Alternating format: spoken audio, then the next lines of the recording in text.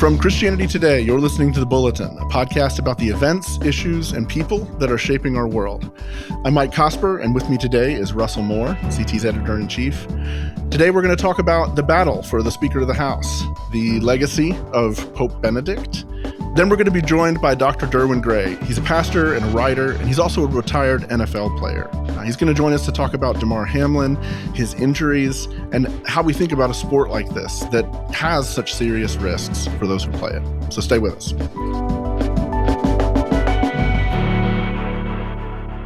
So, Russell, as we record this right now, it's about noon Eastern on Thursday morning.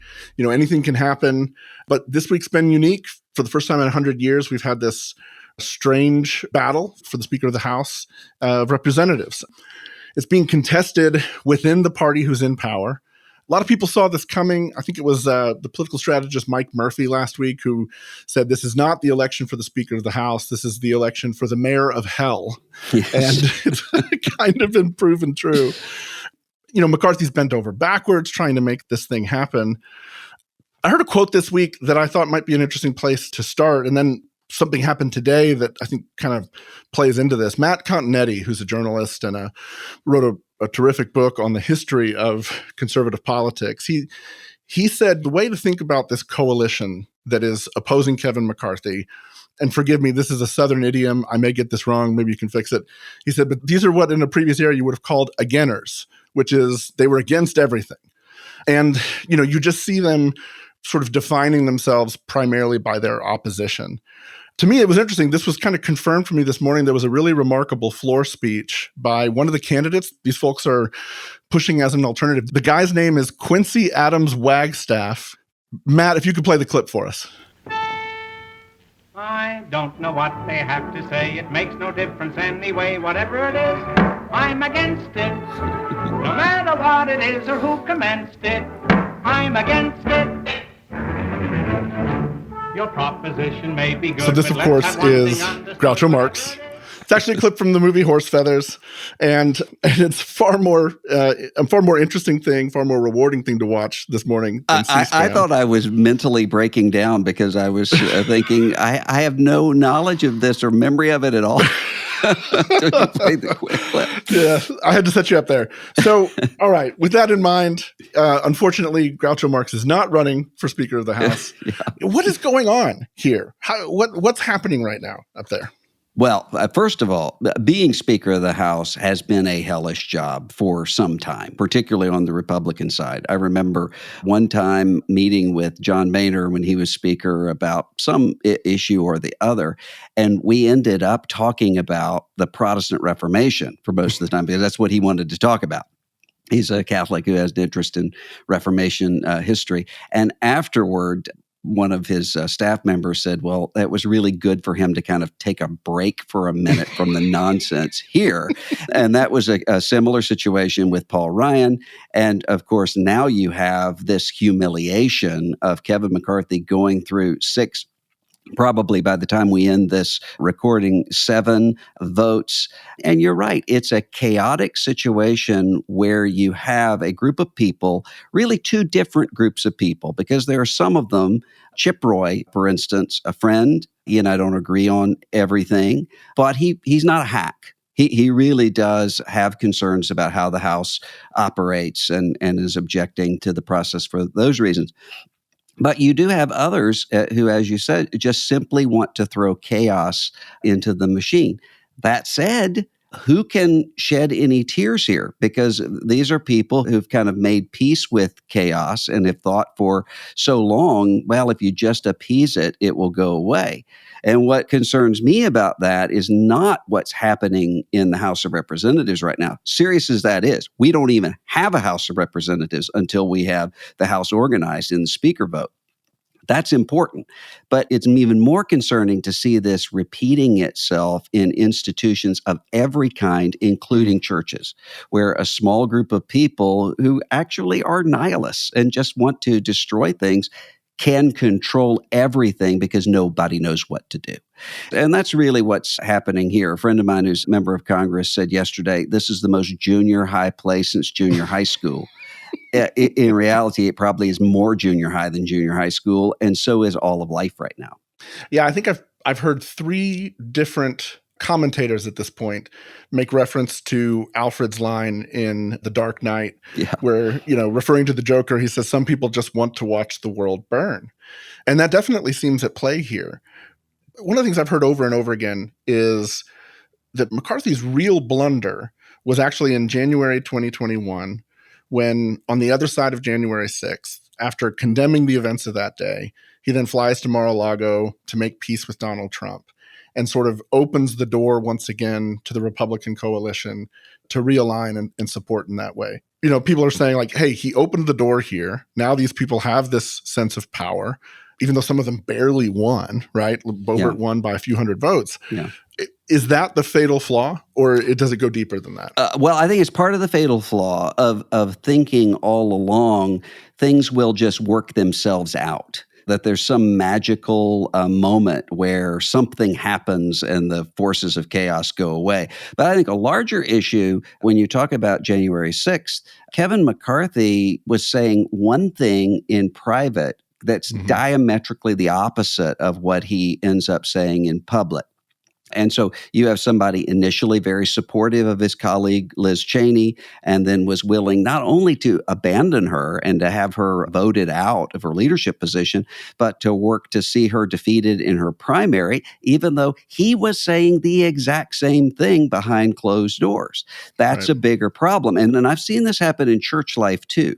A lot of these guys who think, well, I can come in and play the part of crazy and then the crazies will love me, end up not only not getting that because people can see through that as inauthentic, but also ending up sacrificing their own integrity in the process. And that's really the most humiliating thing about all of this. I mean, vote after vote after vote. It's not just that you have somebody not able to reach the goal that he's lived for so long. It's that you have somebody who's going through all of this for what? I mean, what's the end result? It isn't some ideal. It isn't some principle. It's just ambition. And that's, I think, a danger any of us can have, which is why Jesus is consistently saying the inside and the outside have to be integrated. You have to have what's going on in the heart coming out of the mouth. And when that's disintegrated, it leads to real trouble. Well, what's interesting about it is that alongside all of this maneuvering for power are these, number one, there's a lot of Christian language attached to it within the Republican coalition and obviously within the church. But number two, there's always this interesting kind of language of persecution, language of martyrdom. We have to resist. We have to stand up. We're the persecuted minority and all the rest of it. And I feel like what's lost on this day and age, something I've said before, is like, look, everybody wants to be a martyr, but nobody wants to die.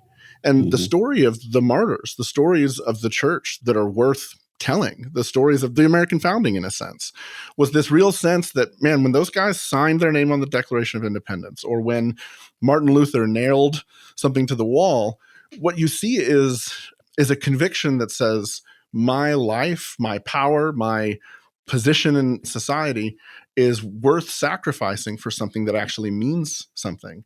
And like we say, we look at somebody like a Matt Gaetz and say, this does seem like somebody who wants the world to burn. He wants to do whatever he can to get his Fox News hits every week. Yeah, and that's what I was going to say. It's not people who want to see the world burn as much as people who want to be on television with the backdrop of the world burning. And that's really where the problem is. Well, and then you have the ally. And that's where I think the McCarthy story is so interesting, is he participates in a lot of this language of sort of standing up for conservative principles and all the sort of rhetoric that you have right now. But he's gone through 6 votes that we know of as of right now, where it's very clear he's going to lose. And he's done everything possible to win, every compromise possible to win, and he's still going to lose. Yeah, because it's not about ideology here. It's the idea of a kind of theatrical temperament. And so you use this catastrophic language the entire world is on the precipice of collapse, and that's why the usual rules don't apply. We need fighters. And then you come in and say, well, what do you mean by fighting? What are you doing to actually achieve your goals? And it turns out not doing anything. It's just that you want somebody who has the requisite amount of rage. And that's the problem for somebody like McCarthy. You want to use all the energy of that rage, but you don't actually believe it. And so it comes across as inauthentic, and you end up losing everything. And that's really where this ends up. And it's consumed the lives of person after person after person, not just in Congress, but in the church and in other places. And what ends up happening is you end up with the people who actually can lead with competence and with prudence leaving. That's happened in Congress. I've seen that happening in churches and in denominations where people say, nothing's happening here. I came into this in order to achieve some goals. That's not what this is about. It's about theater. So I leave. They're replaced by more people who want theater. And it becomes this kind of circle that we found right now.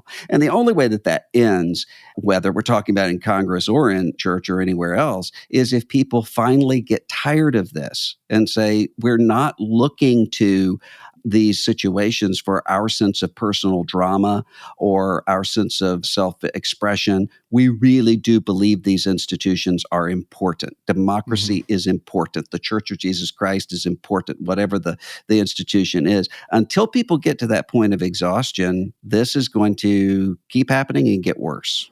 Yeah. I think there's a narrative that a lot of people like me, I'm just a few years younger than you, so I imagine you identify with this as well.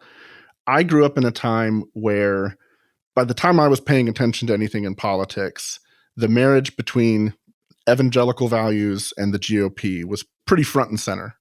This was the party that cared about abortion. This was the party that cared about marriage. This was the moral majority. We cared about ethics in our leaders. And I heard somebody talk through this the other day. I can't take credit for it, but I'll just throw it out there and we can talk about this. You look at the last 30 years of Republican speakers of the House. 1994, Newt Gingrich comes in, rides this red wave, Contract for America and everything else. He drives the Clinton impeachment thing. The whole thing blows up in his face.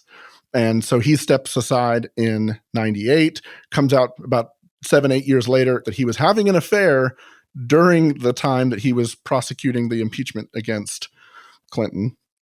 The nominee to replace him is a guy named Bob Livingston. But before he even begins his term, he resigns because of his own marital affairs. The guy who steps up in his place, Dennis Hastert, serves from about 2000 until his term ends in 2007. He's currently in federal prison for sexual assault of minors. John Boehner comes in 2011. And the Boehner story is interesting because the populist movement really begins with the Tea Party around this time.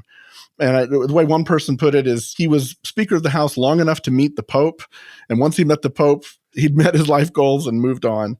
Then Paul Ryan takes the job after Boehner. He really didn't want the job. There was a lot of negotiating to try to get him to take the job. And then his priority was this big corporate tax cut. On the other side of that, he got out of there fast as well. How should those of us who grew up thinking of the GOP in the way that I did, as this moral majority space, how do we look back on this history where it's like every time you turn over a stone, there's something very gross and rotten underneath of it, given the rhetoric that we were indoctrinated with for all these years? Well, I think that's clearly all of the illusions are being lifted, and part of the problem is not just the rot, but as Jesus says, it's not that you're blind; it's that you think you can see. That's part of the problem here. I mean, I'll tell you. You mentioned John Boehner. The most sympathetic figure I've ever met to John Boehner was Barack Obama. We were in the middle of working through an immigration package, and Boehner was supportive, but then would pull back at the last minute. And I was expressing frustration about Boehner not carrying through on what he said he would do. Obama was the one who said to a group of us, look, you can't blame him. He's turning around and looking to see who's going to knife him in the back at any moment. And you look back at that and you say, Oh, Bambi, those were such sweet, naive days because no one knew what the situation was going to be like later Uh, on. And that's where we are right now. Yeah, if anybody wants to get a look inside those years of Boehner's, his memoir is quite telling. And I have to say the audiobook version of it is the one Yes. worth listening to because there's a Yes. lot of ad-libbing, and the ad-libbing is the best part. Yeah. Yeah. You could tell there's probably a bourbon and a cigar there as he's reading that audiobook. Yeah, precisely. Well, as you look to sort of what's next here, do you imagine on the other side of this anything productive coming out of that, either through the failure of it or through some new coalition emerging? I don't see a new coalition coming in at the last minute and resolving this problem. I think it's going to be longer term than that. Because again, it's not just about Congress, it's not just about politics. It's something much deeper in American culture right now. And that's going to take people saying, that's not what we're interested in fueling anymore. So the problem here is not with these politicians. A lot of them are really loathsome, hollow characters who have to be in office in order to have any point of life, which is why they'll do anything to get in or to keep office. That's true. But they're responding to something in the American populace that says, this is what we want. It's not something serious. It's instead just this boiling rage and tribal posturing. Until people get tired of that and start supporting something different, we're going to see more of this. Yeah, we need better appetites if we want better options. That's exactly right. That's exactly right. Well, we will be right back.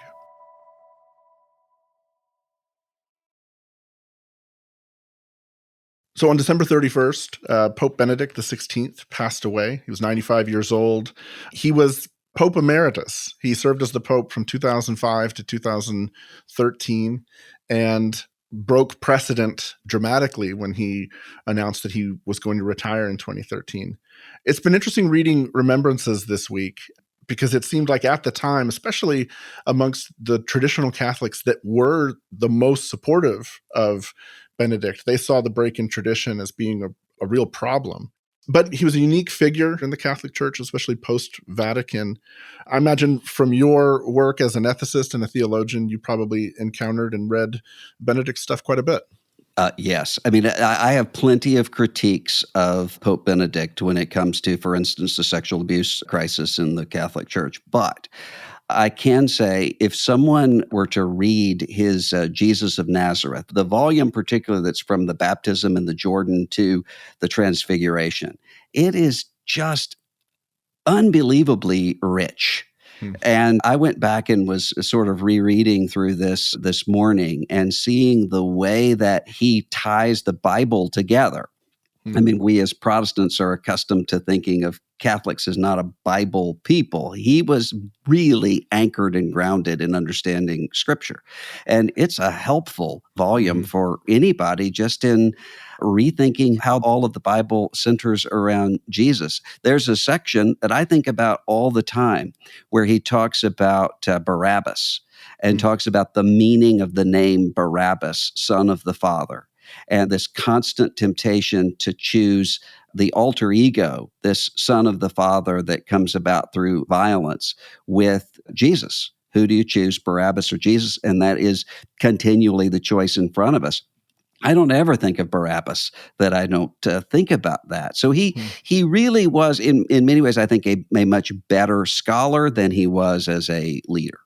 One of the real contributions it seems like he made as well was this pushback against secularism. He articulated from a Catholic point of view the troubles of secularism, of relativism. One of his famous quotes from a homily in 2005, he says, "Having a clear faith based on the creed of the church is often labeled as fundamentalism, whereas relativism, that is, letting oneself be tossed around here and there, carried about by every wind of doctrine, seems the only attitude that can cope with modern times. We are building a dictatorship of relativism that does not recognize anything as definitive and whose ultimate goal consists solely of one's ego and desires." It struck me in reading the remembrances and in reading some essays by him and about him that as a voice that spoke to those concerns in particular, especially on the other side of Vatican II, that sort of opened this door to all this religious pluralism, sort of a theological inclusivism, which is the idea that the death and resurrection of Jesus makes way for any expression of authentic faith, whether it was in him or not, to salvation. He seemed to push back on that in important and lasting ways. Does that seem like something that'll be part of the legacy? He pushed back on some of the implications of some of those things. He didn't push back on Vatican II, for instance. Right. And I think that's part of the problem, is that many people look at Benedict and Francis. There was that movie, The Two Popes, I think was the name of it, that kind of used them as representatives of these different factions within the Catholic Church. It was always a much more complicated reality than that. Pope Benedict was not the anti-Vatican II, let's take the church back to Latin Mass days and no salvation outside the church. And Pope Francis is not a radical liberation theologian or something along those lines. It's a much more complicated reality. But he did articulate, in continuity with Pope John Paul II, an awareness of, okay, we're in a different kind of moment right now, especially in Western Europe as secularization goes. Yeah. Well, I thought we could end this portion with his own words that struck me as particularly meaningful. It was from a sermon he gave right before Christmas in 2005. He says, "The Lord God did not counter the threats of history with external power, as we human beings would expect according to the prospects of our world. His weapon is goodness. He revealed himself as a child born in a stable. This is precisely how he counters with his power, completely different from the destructive powers of violence. In this very way he saves us. In this very way he shows us what saves." Well, that was a beautiful thought. And it's oddly apt, given the earlier discussion, too, of this, the temptation to power, the temptation as a power for fixing the world, defending the church, defending our values. There's something in the cross of Christ and in the nativity itself, this image of weakness, that I feel like, goodness, the church would benefit from reclaiming that in this moment. True. Absolutely. We will be right back.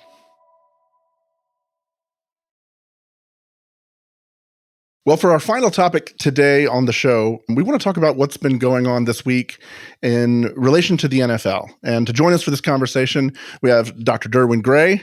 Derwin is a pastor, he is a writer, and he is an NFL veteran who played for actually my team, the Indianapolis Colts.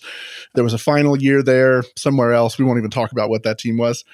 In my mind and heart, Derwin, you are a Colt forever. So welcome to the show. Thanks for making time to talk to us today. Hey, thanks for having me, guys. And, so I suspect you were probably like a teenager when I was playing for the Colts, if not in middle school. So, yeah, that's right. That's right. I was in high school mostly when those years that you were there. And so it's a heartbreaking year for the Colts. We talked about that a little bit before we got rolling here. We won't trouble everyone else with that, with my blues and sorrows. So, but yeah, we had on Monday Night Football, one of the most watched games of the week, probably the most watched game given the stakes of this particular game. There was a horrific injury that took place early in the game to a player named Damar Hamlin. He's a defensive player, but on the way to making a tackle, he took a hit to the chest.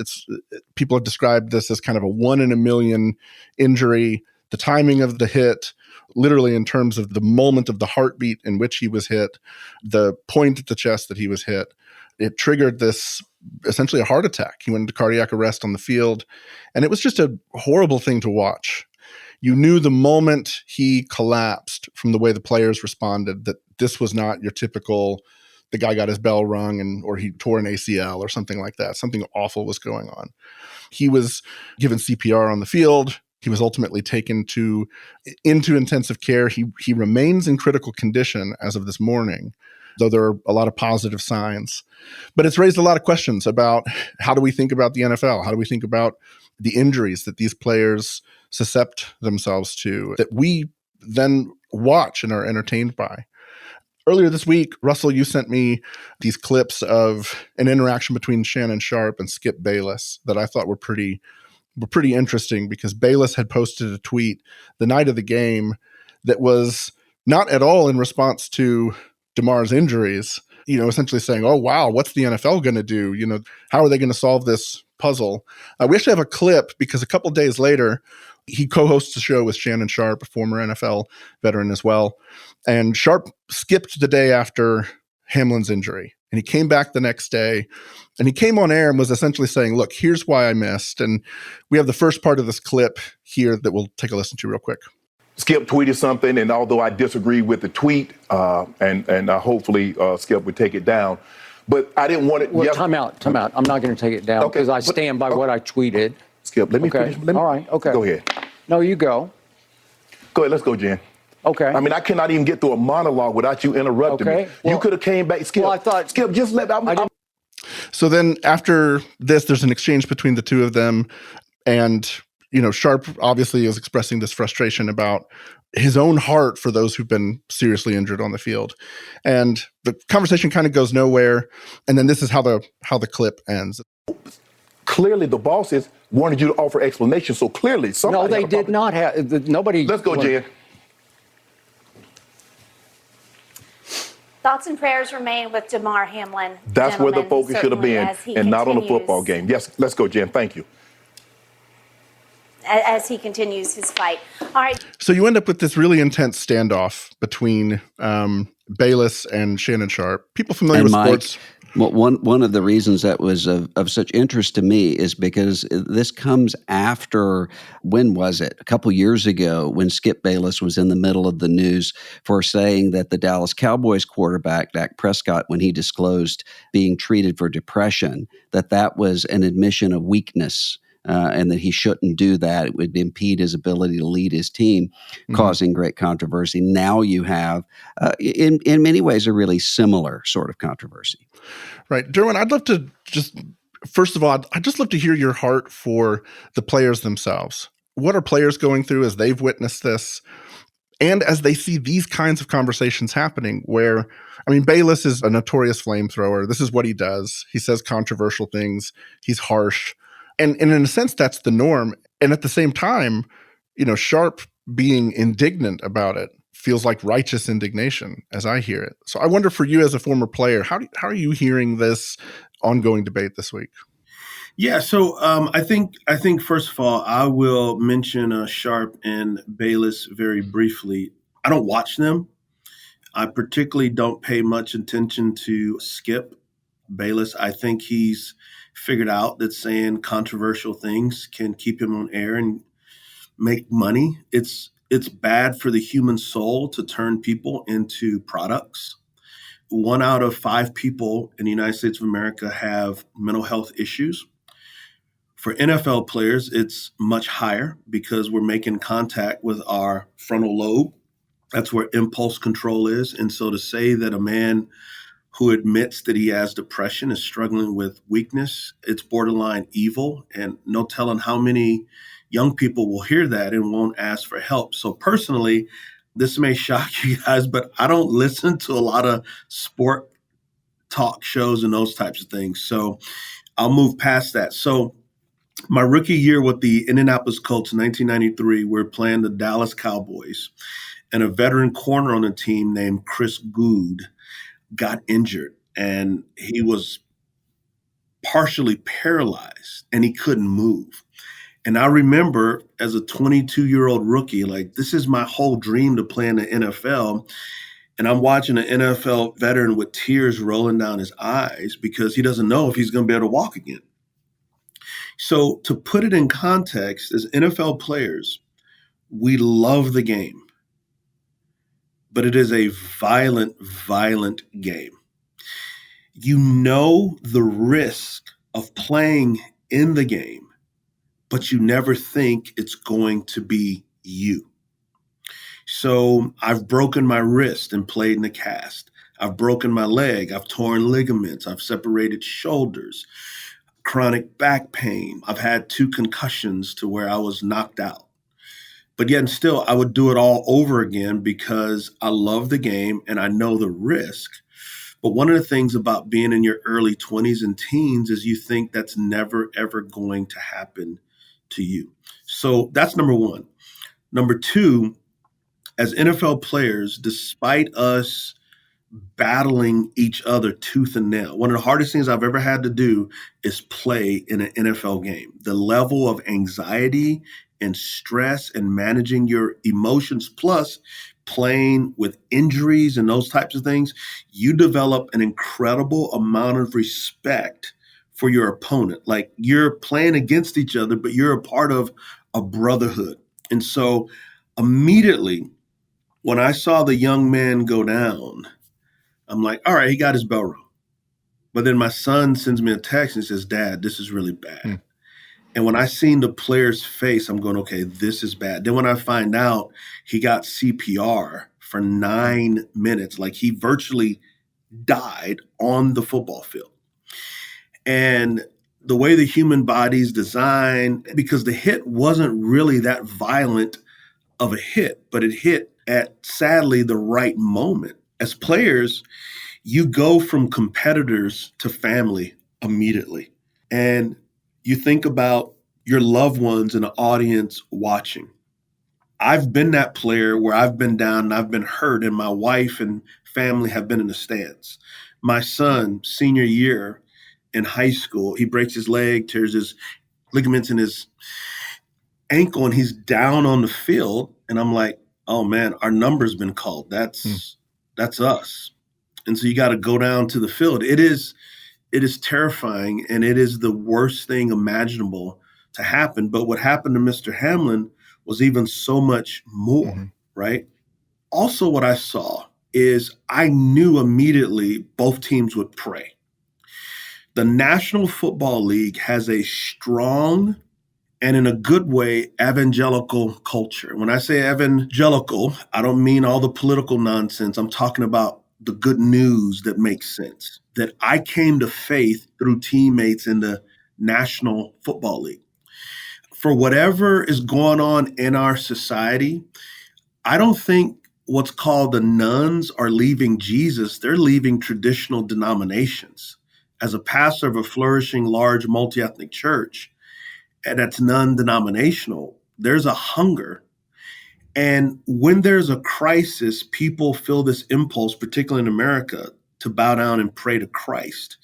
And so it was moving to see that, but not shocking to see that, because I know the evangelical good news culture of an NFL locker room.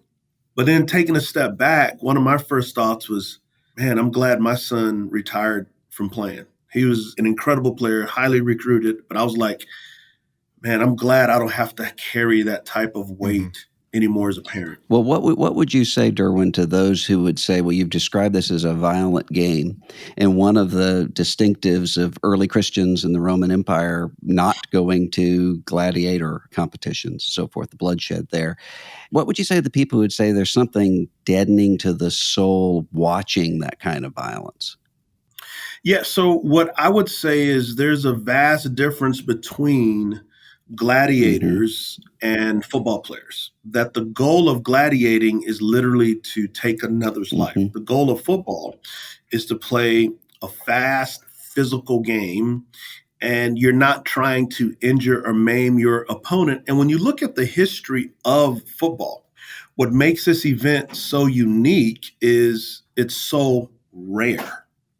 And so what I would say is football, at the end of the day, it is entertainment. It is a game, but it's big business. It's business in high school. And oh my gosh, it is business with these suburban house moms and dads who are getting their kids personal trainers. I'm like, listen, mom, dad, your son, the only time your son's going to play in the NFL is if he buys a ticket and goes to a game. He is not playing in the NFL. He's 88 pounds and he's 12. So forget about it. It ain't going to happen. So it's a game, but it's also business. And with this particular business, the product that's playing, the entertainers that's playing, you risk injury. You know, like a Tom Cruise. I mean, Tom Cruise literally like jumps across buildings and tears ligaments and breaks bones, but we enjoy his movies. But the goal is different. Gladiators were like, I'm trying to kill you. Whereas with an NFL player, I want to play fast. I want to play physical, but I'm not trying to hurt you. No one was trying to hurt me.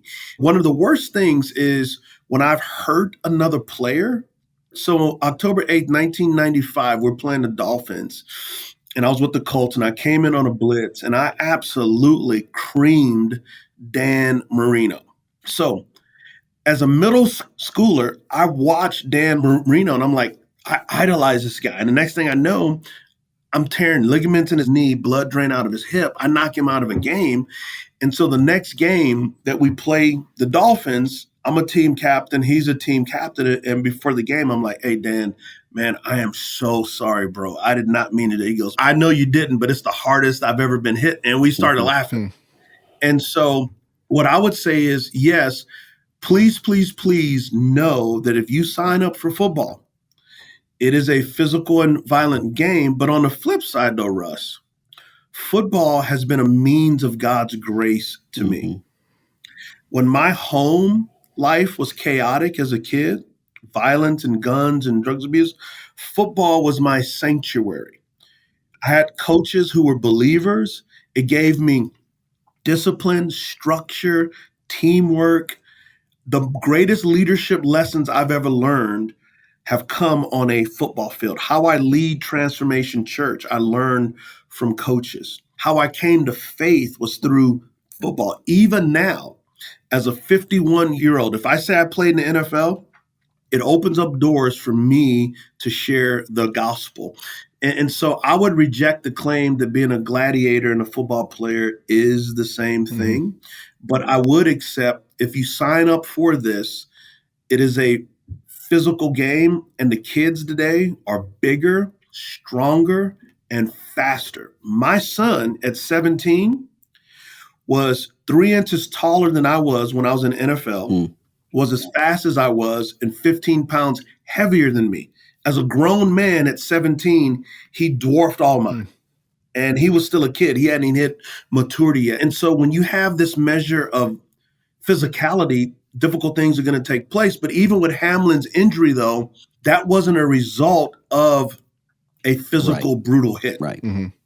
Russell, I'd love to hear you kind of speak to this. Somebody comes to you and says, my son, he's 12, he's super athletic, he's big, he's gifted, he wants to play this game. How would you counsel them? How would you help them think through these questions?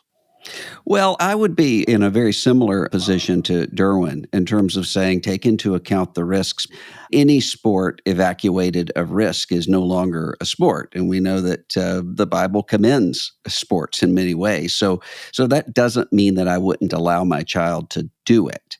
I think maybe a bigger consideration that I would have, or as much of a consideration, would be exactly what Derwin was talking about a little bit ago, about the way that high school sports particularly has become something more than a sport and has become an all-consuming aspect of life. And so when it comes to traveling teams and so forth, taking somebody out of the rhythm of a church, I mean, I've seen that happen many times, and that would concern me.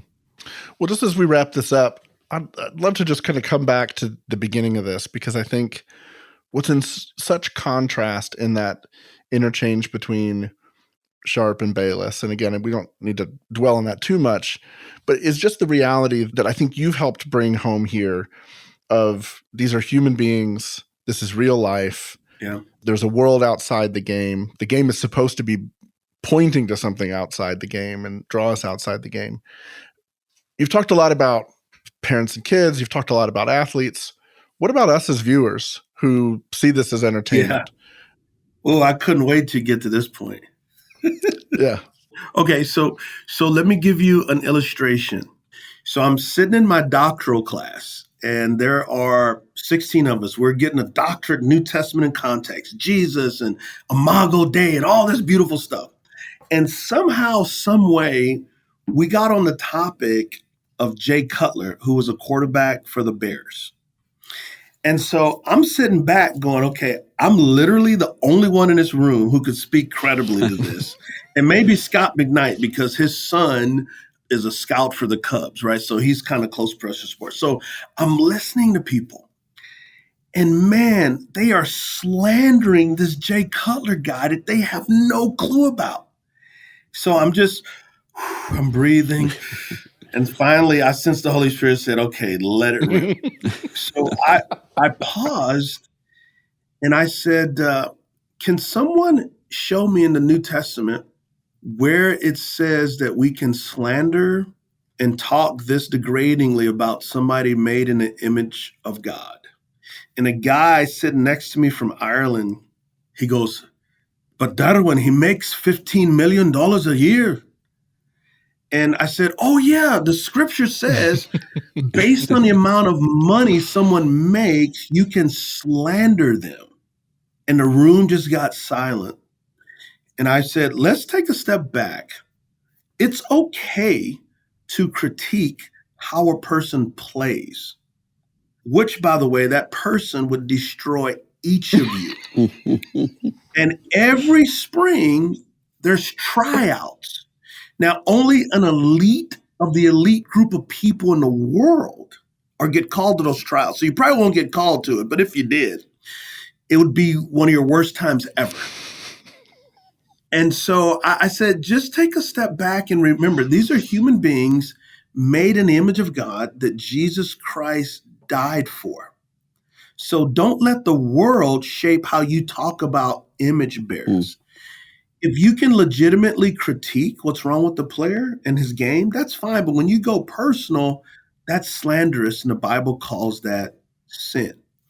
Secondly, we should watch the game and not see players as simply fantasy football points, which, by the way, DraftKings is nothing but legalized gambling.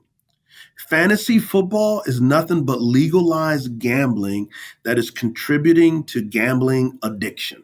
It's just a way for them to get around it. It has made the NFL more popular than ever, and people are viewing players as fantasy football points. They're not viewing them as somebody's son, somebody's daughter. Case in point, years ago with the Colin Kaepernick issue, which, by the way, he's been vindicated on so much of what he did, I got offended that people would go, well, the game, I don't want to see a protest. And I said, oh, okay, so you want me or my son to get you fantasy football points, but you don't care what happens to us after the game. And I said, guys, as Christians, we really have to intentionally have a biblical worldview. A biblical worldview is not just being against abortion. Pro-life is all of life, and that's how we see human beings. And so as followers of Christ, when we watch the game, we should root, we should cheer, we should get excited about big hits, but we should also see the players for what they are. Image bearers who Jesus died for, who are uniquely gifted. Man, and when I go back and I do these chapels at 51 years old, I look into the eyes of a guy that's 6'5", 300 pounds, muscles everywhere, and I see a kid, just figuring life out. And my part of the journey is to pour into him what I've learned. That's good. That is good. Well, thank you so much for being with us here today, Derwin. I look forward to your texts next year when the Colts are doing much better and they're much more positive. But in the meantime, thank you for joining us. Thank you for your ministry. And thank you, everyone, for listening to the Bulletin with us this week. The Bulletin is a production of Christianity Today. Executive producer, Eric Petrick. Host and producer, Mike Cosper. Producer and editor, Azure Phelps. Additional editing and operations, Matt Stevens. Music, editing, and mix, Dan Phelps. Graphic design, Brian Todd. Social media, Kate Lucky.